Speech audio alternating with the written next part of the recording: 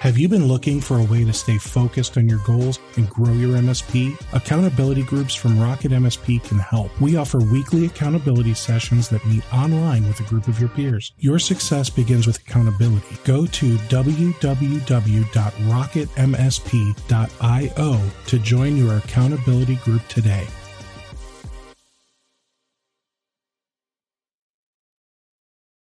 But eventually you have to ask them for a meeting, right? Yes. And now let's move to the next part. So first and foremost, to summarize the last segment of this show, first and foremost, it's about building a network, right? And that takes time. Everybody wants it now. It doesn't work like that. It's professional services. People don't need surgeons all the time. Thank gosh.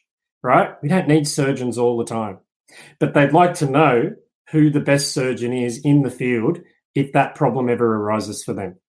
True?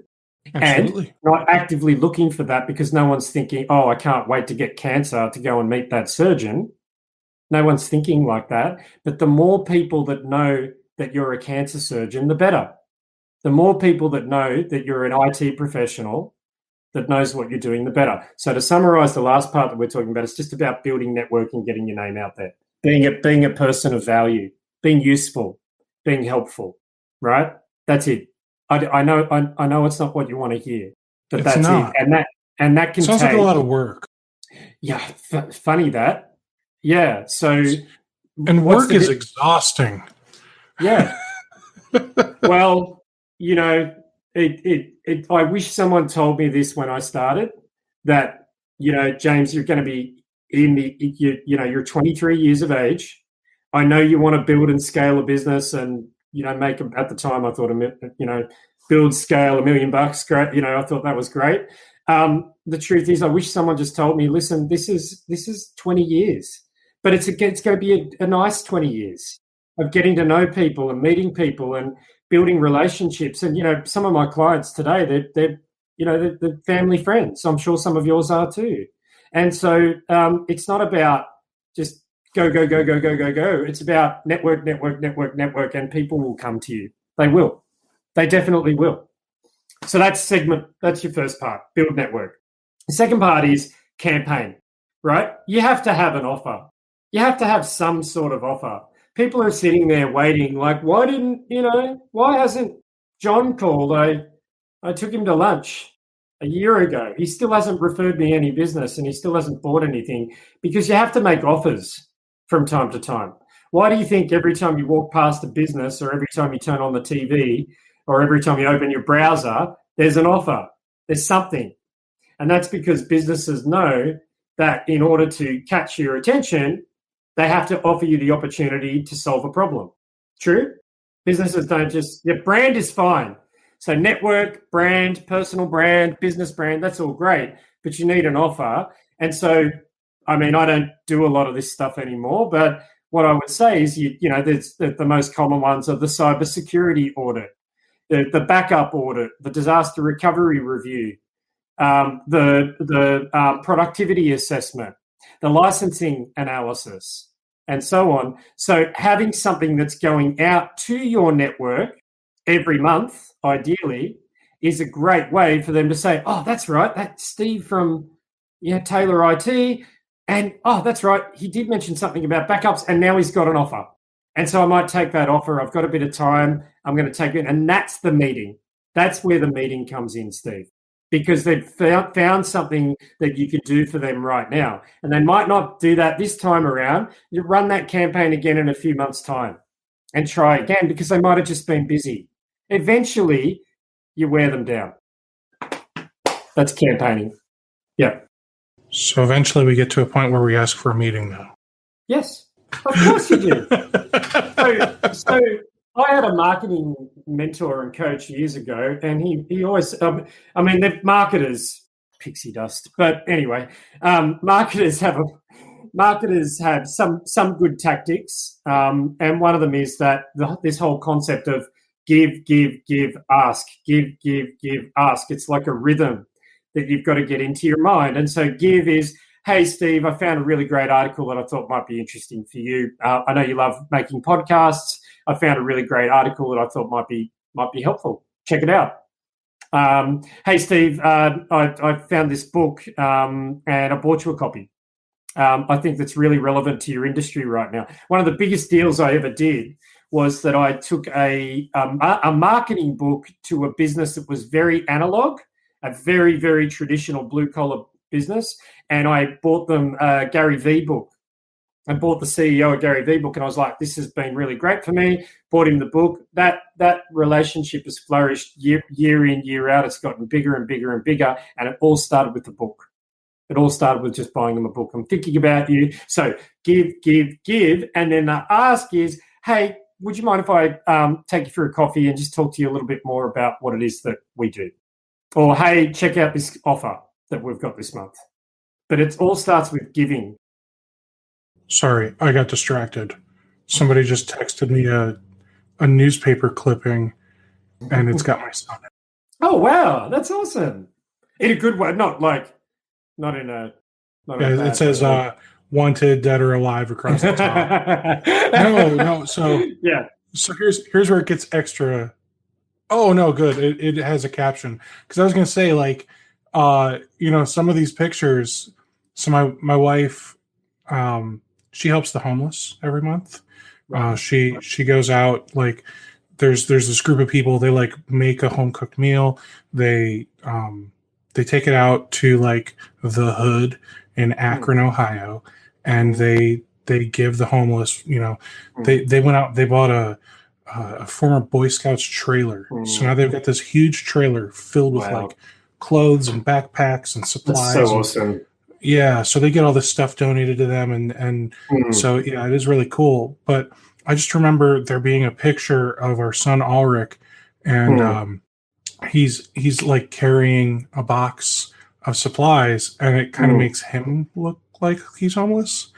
So because he's surrounded by all the mess, right? So I just I saw this and I got distracted because look how great. Now my son looks homeless, and no, they actually explained that he is he's the son of a volunteer. So I think what your wife is doing is a really amazing thing, and how fortuitous that you were to mention that right now, because here we are talking about how do you just give. How do you just be part of your community? How do you just be recognized? Well, guess what?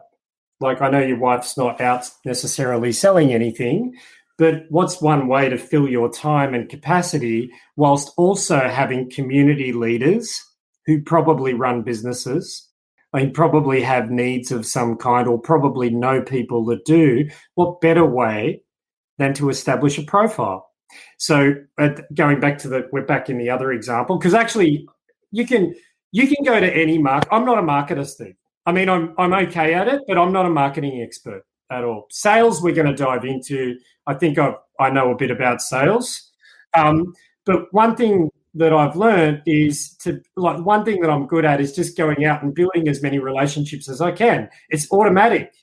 And I've gotten better at it as the years have gone by. And so when people have a problem, they're like, I want to talk to James because James knows his stuff. James will help me with this. So what I did when I was really struggling is I joined the local Rotary Club, which is a global organization. For anyone that doesn't know, it's a charitable organization and it's all volunteers. We have Rotary here in the States as well. It's bigger. It'd be bigger in the States than it is here. But we moved our office to an entirely new area in Sydney, and I knew nobody, no one. And I spent a bunch of money on a new office, and we were struggling. And so I joined the local Rotary Club, and we met every Tuesday night. And half the club were pensioners that were retired and were not interested in buying managed services, but half the club weren't.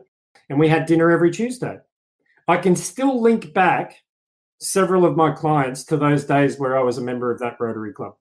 I can still link back the people. They say that, if you look back through your customer base, you can find, I think it's like 2 or 3 people that were the epicenter of every other customer that you've had since then. right? I can link that back to the Rotary Club. And those pensioners, some of those pensioners were millionaires. At that club, some of those pensioners were quietly millionaires, and they started introducing me to their the lawyer that used to look after their business 10 years ago, right? And so don't underestimate who is in the community. Stop looking at them as targets. Start looking at them as people of interest, people that you can talk to, people that you can form a relationship with. Now, that's not to say that you should be wasting your time. It's simply networking, just getting to know and letting everybody know who you are and what you do and what you stand for. Yeah, that's all I know. I'll see you later. So is that helpful? It is very helpful. The thing is that you're going to be, I'm sorry to tell you, if you're just starting out as an MSP, I'm sorry to tell you that you've got a fairly long road ahead, but it doesn't have to be a hard road. It's a road of building your brand and your profile. Your brand, your logo and your company name when you're small are irrelevant. They want to know, can John fix this? Can James solve that? Can Steve help me? They don't care about your business name at this stage of the game. All right. Let's get to the sales portion, because I feel like we've covered the marketing portion pretty well. And for those of you that still have no idea how to market, this is not going to help you. So Steve, sorry, no. So we talked about the networking and the this and the that, but there's also how do you accelerate it? Unfortunately, this is where capital comes in, and most MSPs don't want to spend $1 on marketing and then wonder why they don't get any leads. You need to spend some money. You need to find Paul Green or Robin Robbins or I don't know whoever these marketing gurus that are out there. They do know enough. They know enough to kind of get some extra names in the database. That's how I think of advertising. I want some more names in the database. I want a bigger list. And advertising and offers, top of funnel offers, can accelerate how many people you meet. And if you meet more and more people, then the theory is it's exponential in terms of the number of deals and referrals that you get. And so if you're not willing to spend any money on it, then you better get up super early in the morning and do everything manually and still have enough time left over to do the support aspects of your business as well, right? And so for me, when I had no capital, that was getting up at 5 a.m. and introducing myself to 100 people on LinkedIn before I started my day, before I had my coffee, before I got out of my pajamas, introduce myself to 100 people on LinkedIn and then go and have my day. And then out of that, 1 or 2 people might reply and say, hey, nice to meet you. And now my network's grown by 2 people. Yeah. I mean, didn't you run out of people? How big is Sydney? Holy moly. Oh, Sydney's 5 million people. 5 million people, and there must be, there's got to be like 500,000 businesses or something. I mean, but actually, here's something, because people think, there's not enough work and there's not enough business. Just go to your local Bureau of Statistics and look up how many businesses there are within a 25-mile radius of where you're located. You'll be very surprised. There are a lot of businesses. Now, some of them might be crappy little businesses that you don't want to work with. Still expand your network, and they might know somebody that might want to do business with you. But there are a lot of businesses, and I find that when you're small, you become very like, there's no business out there, and no one's buying anything. But it's just not true. The MSP market is expanding and it's booming, and it's almost $1 trillion worldwide in revenue, right? And so there's business out there. And so in answer to your question, no, I never ran out of people to introduce myself to. Never. I haven't even been able to introduce myself to every MSP. I mean, there's thousands and thousands and thousands of MSPs, and thousands and thousands. I think when we were targeting law firms in Australia's 20 million people. There's 15,000 law firms in Australia. 15,000 in the United States. It was something like 50,000 or more. It was insane. And so we were like, when we get this done here in Australia, we'd love to go to America and sell into that market. We never made it that far. But like it's insane. Don't limit your thinking. There are so many businesses out there that need technical services. My keyboard, I apparently couldn't find the home row. Poor Eric almost I don't know, busted one of those veins up in his temple there. He almost dropped the F-bomb. You almost dropped the F-bomb, James. Me? Yeah. Oh, I wouldn't do that. You never even heard that word. You don't even know. No, that word does not get used in my household. I bet. No. I neither. Well, Eric, I'm really sorry. I almost did, and there's a very good chance that I will.